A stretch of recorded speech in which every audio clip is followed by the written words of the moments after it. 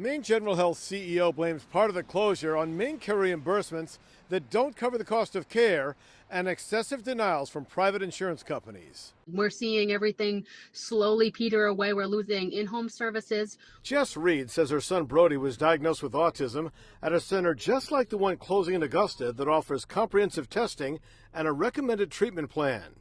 She's seen home health services in her area get cut, but says now even big hospitals are cutting services.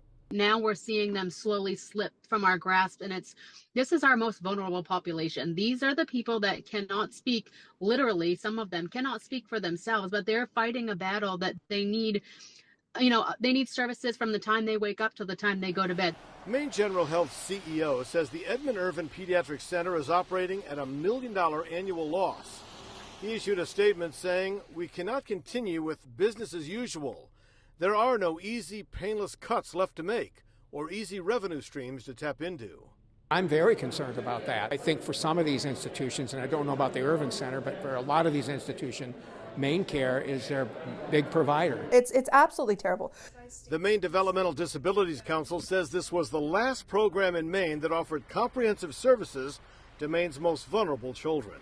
They have psychologists, a doctor, speech therapists, occupational therapists, physical therapists, all over the course of one day working with a child.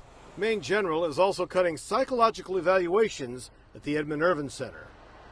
It is almost impossible to get a good psych eval today if you can't pay for it out of pocket. Now congressional Republicans are considering a bill to cut Medicaid. If that happens, Democrats say it will lead to more cuts.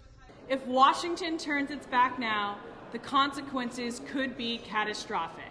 Jess Reed says with half of Maine's children on MaineCare, kids like her son, who need comprehensive evaluations and treatment, will now have to look elsewhere. Right now, we're looking out of state for services for my son because there is nothing here. Healthcare providers have tried for years to get the state to raise MaineCare reimbursement rates. Federal Medicaid cuts could mean even less funding to diagnose and treat Maine children.